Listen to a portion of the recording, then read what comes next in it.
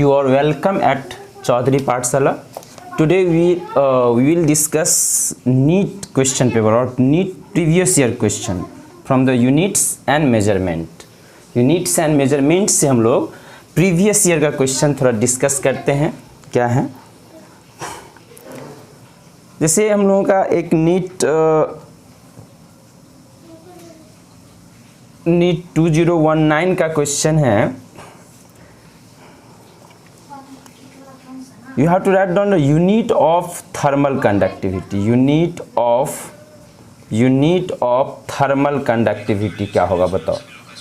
Thermal conductivity. So what will be the unit of thermal conductivity? Tell me.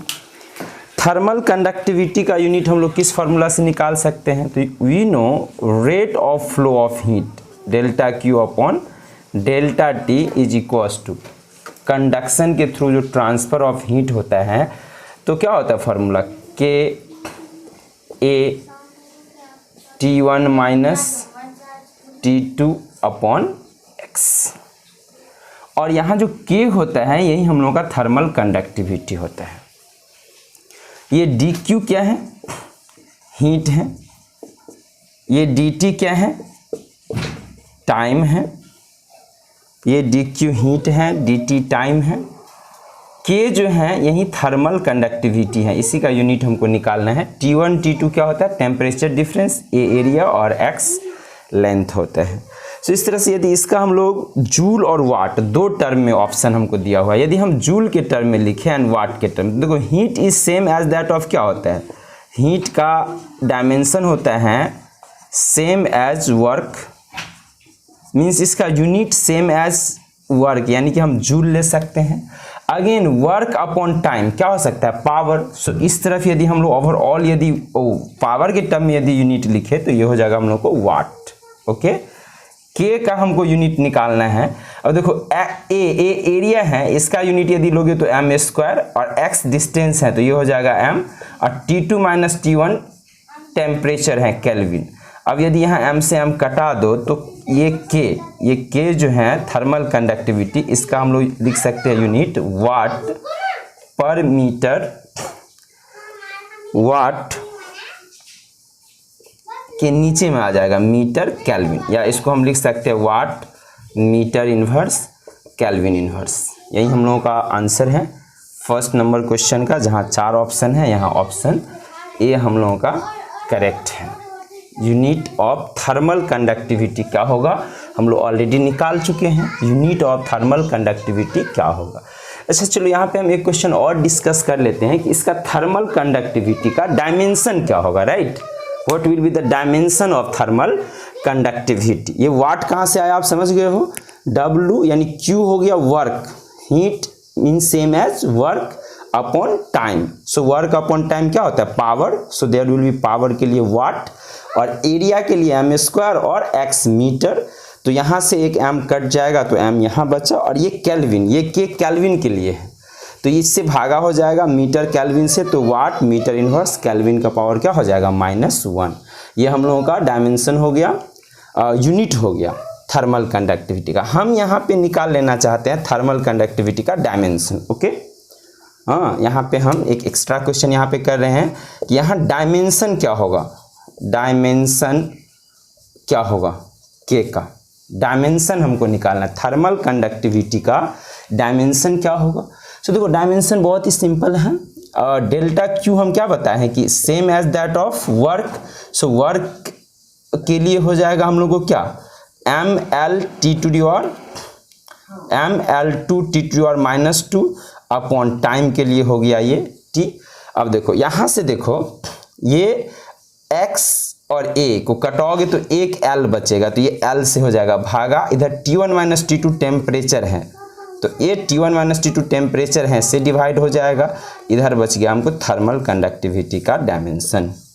और thermal conductivity का dimension यदि लिखा जाए तो क्या हो जाएगा? ये ML एक पावर हम देख रहे हैं कैंसिल हो रहा है, और T का पावर क्या हो गया? -3 K⁻⁻1. This is the dimension of thermal conductivity. Thermal conductivity का यूनिट एंड डायमेंशन निकालिए। ये नीट 19 में पूछा था, जो कि बहुत ही इजी था, right.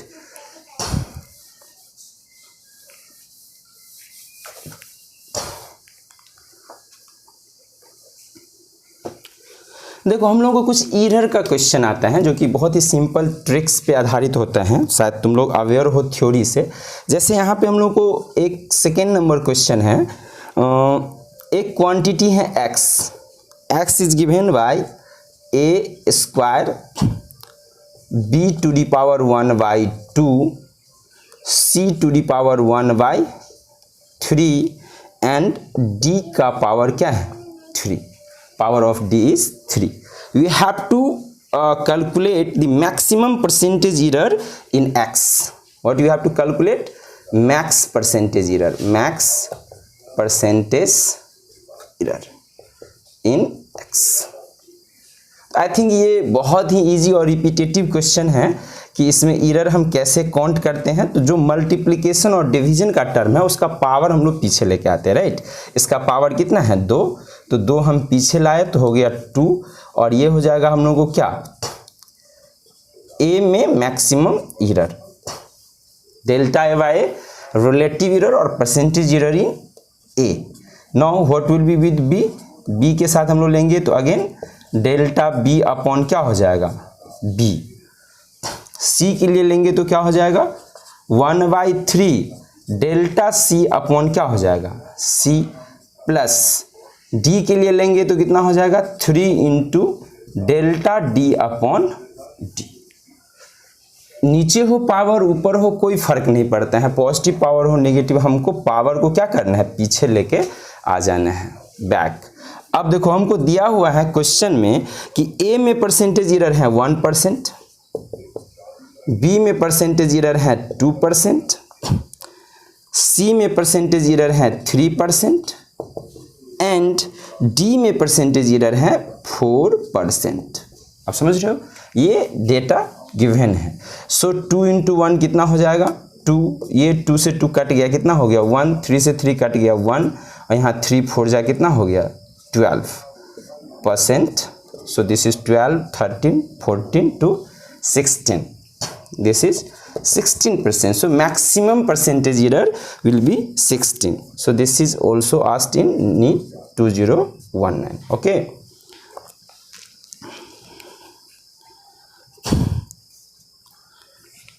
One question is on vernier calipers.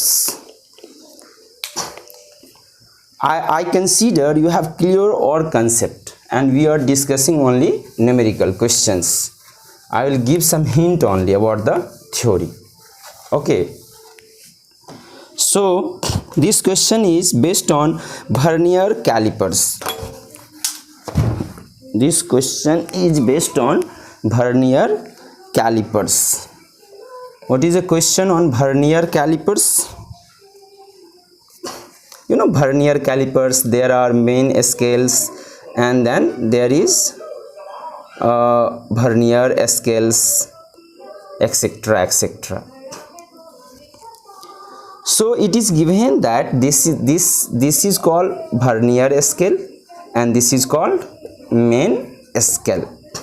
Here some divisions are given, here some divisions are given. So here divisions is given as on the main scale of the vernier calipers has n division per centimeter and division per centimeter. But what will be the least count of the main scale? Least count LC of the main scale will be what? What will be the least count? What will be the count of the 1 divisions on the main scale? And that will be 1 by n centimeter. Very simple, n division 1 centimeter per centimeter, so 1 division will read 1 by n centimeter, right? So this is main scale division, also called this least count is also called MSD. One main scale division corresponds to 1 by n centimeter. Now what will be the one division on vernier scales? So for that it is given that n division on vernier scale, n division on vernier scale corresponds n minus 1 division of n minus 1 divisions of main scale. Okay, n division on vernier scale is equals to n minus, this division is known to us. One division on main scale corresponds to 1 by n. So here n division on vernier scales will corresponds to a length. कितने length को corresponds करेगा? So ये हो जाएगा n minus 1 into 1 upon n, because one division corresponds to 1 by n centimeter. So what will be 1 VS? One division on vernier scale will corresponds to n minus 1 upon n square divided. Now if we'll take difference of these two, this is also called vernier scale division.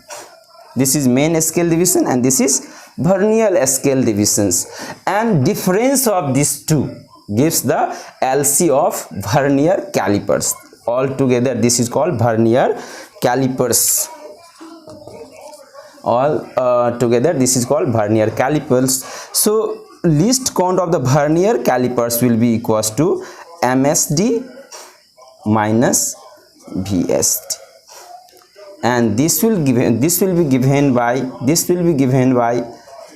n minus 1 upon n minus n minus 1 upon n square. Its LCM will be equals to n square, and now here will be multiplication. Here n minus 1, you may take n minus 1 as the common, and its LCM will be again equals to n minus 1.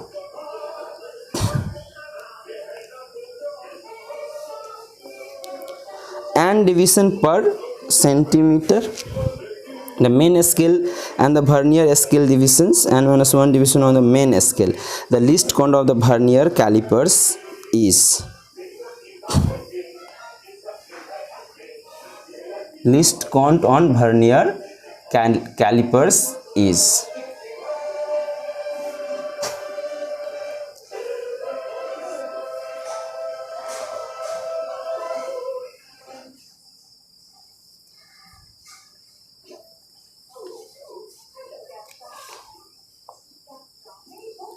the main scale divisions is here. What main scale of the vernier calipers has n division per centimeter, so one division will corresponds to 1 by n centimeter. One division will correspond to 1 by n centimeter. Oh, here there is fault. Okay, so look here, this is main scale division. Main scale is 1 by n, 1 by n minus 1 by n square. Now what will be its LCM? This will be n square, this will be n square. So here will be n, here will be minus n, this is minus minus plus 1. It is cancelled, and this is 1 by n square. So its correct answer is C.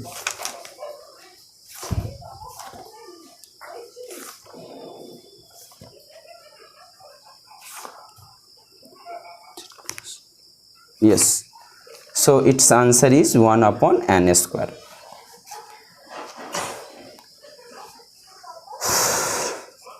If you have your theory is not clear, then you have to go through theory of the vernier calipers.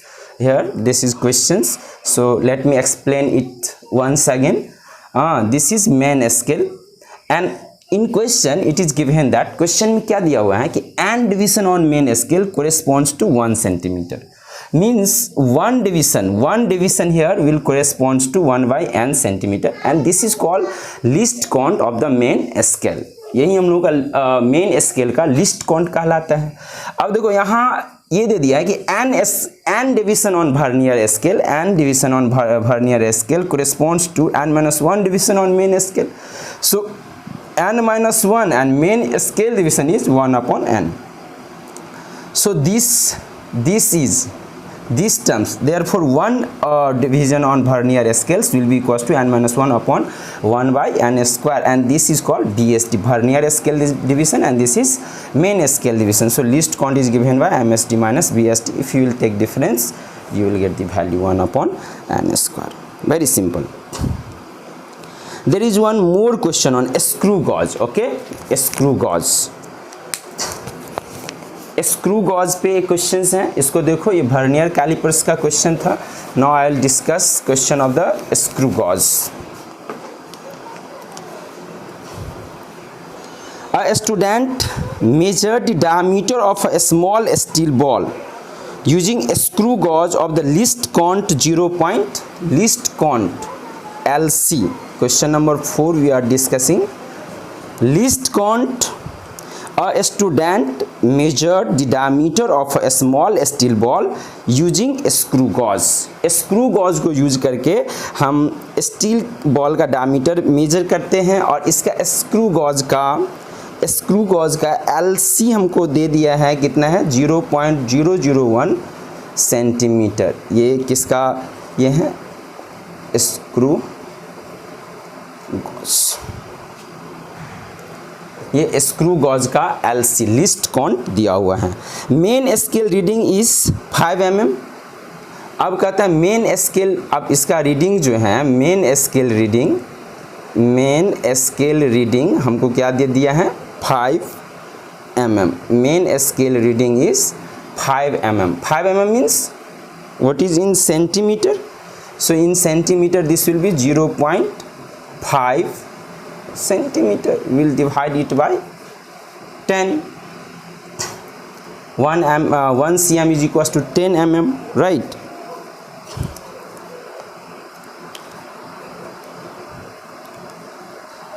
Main scale. Circular scale division coincide with the 25 division above the reference level. Reference level से कितना है above 25.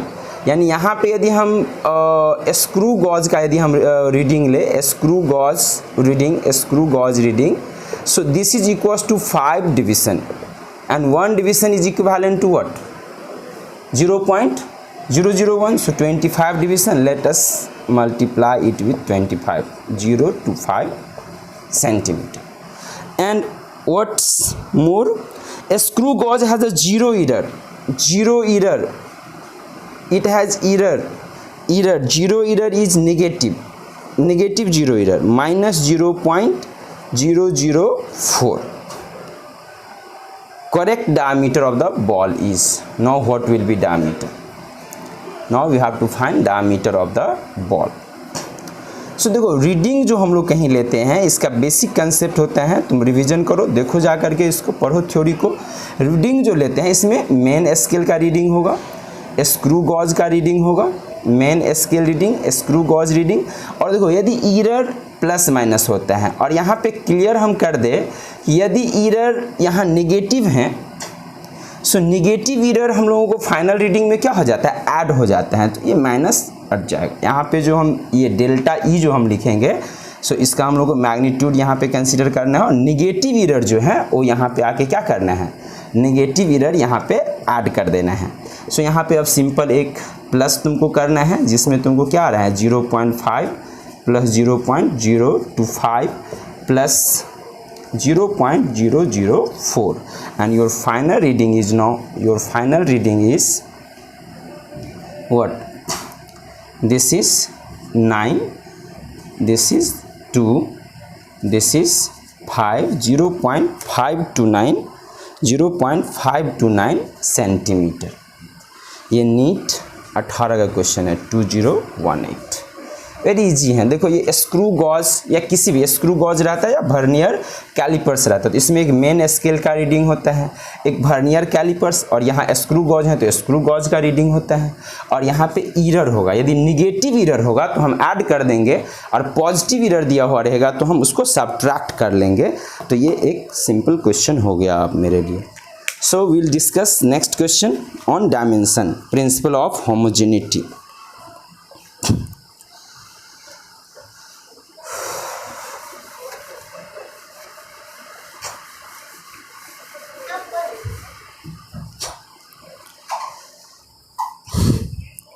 a physical quantity of dimension of length that can be formed out of c, g and e square upon 4 pi epsilon naught is, देखो a physical quantity of dimension of length, 5th number question हम लोग अभी discuss करने जा रहे हैं। सो कहते हैं a physical quantity of dimension of length, एक फिजिकल क्वांटिटी है जिसका डायमेंशन किसके बराबर है, लेंथ के डायमेंशन के बराबर है। एक फिजिकल क्वांटिटी को आपको रिप्रेजेंट करना है जिसका डायमेंशन लेंथ के डायमेंशन के बराबर है, और कहता है it can be formed out using C, G N, this is using C, G and E square upon 4 pi epsilon naught. So L, length is expressed, length is represented in terms of C, G and E square upon 4 pi epsilon naught. Here C is velocity of light, G is universal gravitational constant and E is electronic charge, 4 pi epsilon naught. Epsilon naught is permittivity of free space. Now in homogeneity we consider its power is A, its power is B, its power is C. This is called principle of homogeneity. Principle of homogeneity से हमको इसको solve करना होता है। So length का dimension LHS में क्या होना चाहिए, L। इधर C is velocity of light, velocity of light means velocity, velocity का डायमेंशन क्या होता है, L T to the power -1। And here what is the dimension of G and E? So if you have forgot, then you can calculate from here. F is equals to G by R square, and these terms can be calculated. F is equals to 1 by 4 pi epsilon naught, if same charge will be there then electronic charge E square upon R square. So these two extra formula you have to remember to proceed further. So what will be the dimension of G? Dimension of G is, देखो यहाँ force में R square से multiply होगा, M square से नीचे division होगा, तो ये G का डायमेंशन हो जाता है हम लोगों को क्या, m to the power -1। L यहाँ फोर्स में m l t का पावर -2 है, m l t का पावर -2 है, और एक और l स्क्वायर आने वाला है, तो ये हो जाता है हम लोगों का l क्यूब, और t to the और क्या हो जाता है -2, इसका पावर क्या लेना है आपको b, इसका क्या लेना है भाई e square upon 4 pi epsilon naught. देखो e square upon 4 pi epsilon naught will be equals to f into R square, means f is m L T to the power -2 को R स्क्वायर से गुना कर लेंगे, तो ये हो जाएगा L cube to the power क्या हो गया C। Now if you will find the value of A, B and C, then you can express length in terms of C, G and E square upon 4 pi epsilon naught. This question is based on principle of homogeneity, principle of homogeneity पे based question है। सो अब बताओ कि इसको हम कैसे AVC का मान निकालेंगे, तो हम लोग कंपेयर करते हैं। L का डायमेंशन यहाँ क्या है, L का यहाँ पे डायमेंशन 1 होगा, और यहाँ L का पावर जो है क्या हो जाएगा A, इधर से लेंगे L का पावर तो कितना हो जाएगा, L is equals to 3B, here L is equals to 3C will be equals to 1, equation number 1। T और M में इसका डायमेंशन 0 होगा। सो M हम यहाँ देख रहे हैं प्रेजेंट, सो यहाँ पे M का डायमेंशन है -B, यहाँ M का डायमेंशन है +C is equals to 0। Very simple, यहाँ से हमको एक आउटकम आ गया, B is equals to C। Now consider T, so here the power of T is -A, here the power of T is -2V, here the power of T is -2C, again this will be equals to 0। So if you will consider B and C is equal, then this is -A and this is -2B and this is -2B. B and C is equals to what, 0. From here we can have A is equals to -4B. A is equals to -4B. So if you consider A is equals to -4B, A is equals to -4B, and this B is B, and C is equals to B, so this is considered to be 3B. Okay, B C is same, so 3b is equal to what 1। तो यहाँ से आप क्या देख रहे हैं, b is equal to कितना आने जा रहे हैं आप लोगों को, हाफ, माइनस 2b, तो b is equal to half, so c is also equal to half, c will be equal to half. No b is half, so a will be equals to minus 4 into half, so value of a is minus 2, value of a is minus 2. So now what will be the formula here, length can be written as in terms of c to the power minus 2, and g b to the power c, b and c has same power, so this will be g to the power 1 by 2, and this is e square upon 4 pi epsilon naught to the power what, c. So this will be your final answer, can be written as this, minus 2 नीचे आएगा plus 2, so this is 1 upon c square g e square upon 4 pi epsilon naught square. So this is your final answer.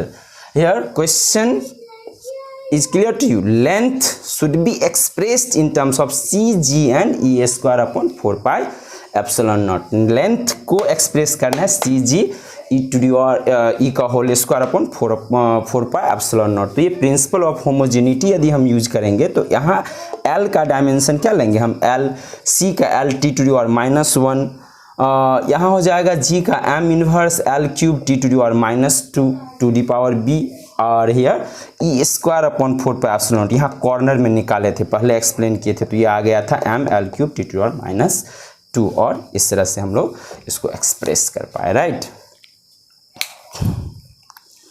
Similar question is here 6, which will be also solved based on principle of homogeneity. Okay, so let us solve question number 6, which is also based on principle of homogeneity.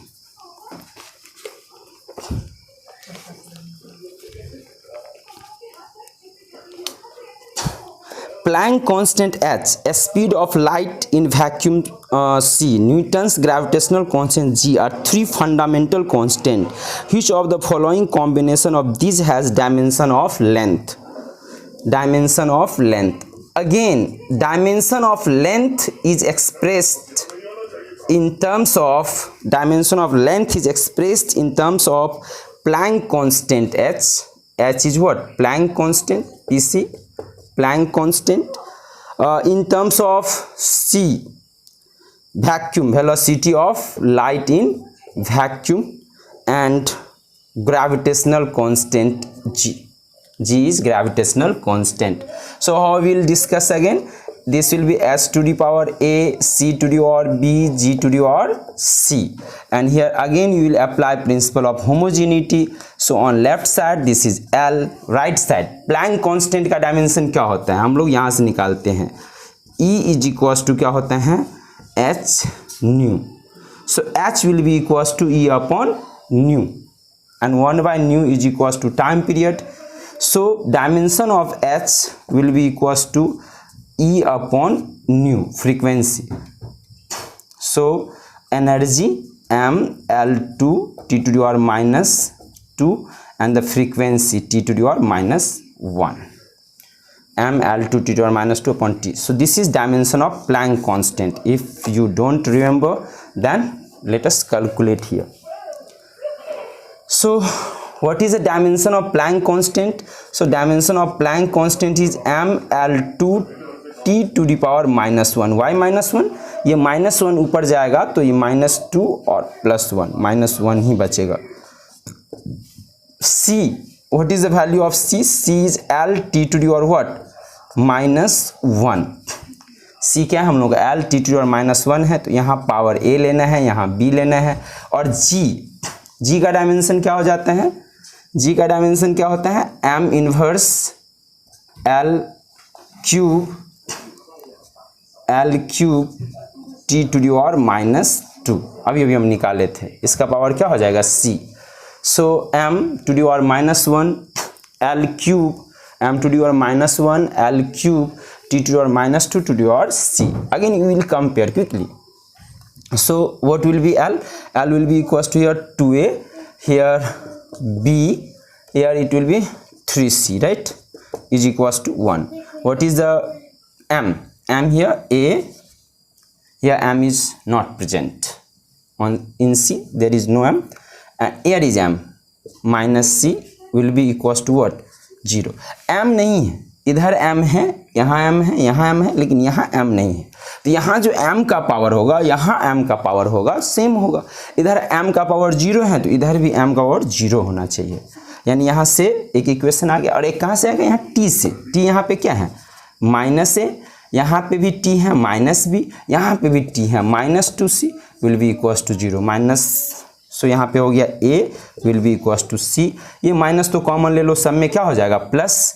अब a is equals to यदि c ले लेते हैं हम लोग, यानी c is equals to a लेते हैं, तो यहाँ से एक इक्वेशन हमको आएगा, ये हो जाएगा 2a is equals to 0 and this is b will be equals to -3a. b will be equals to -3a. So write down here, this is 2a, b will be equals to -3a and 3c will be equals to plus 3a because c and a and c are same and this is equals to 1. ये cut गया. a का मान एक बार फिर से आ गया half. c is equals to कितना हो गया? ये भी हाफ. और ये हो जाएगा हम लोगों को minus B is equals to -3/2. B is equals to कितना हो गया? -3/2. सो h का पावर क्या आ गया? Length. Dimension of length now can be written as h to the power a. So this is h to the power 1/2, c to the power -3/2, right, and g to the power 1/2. This can be written as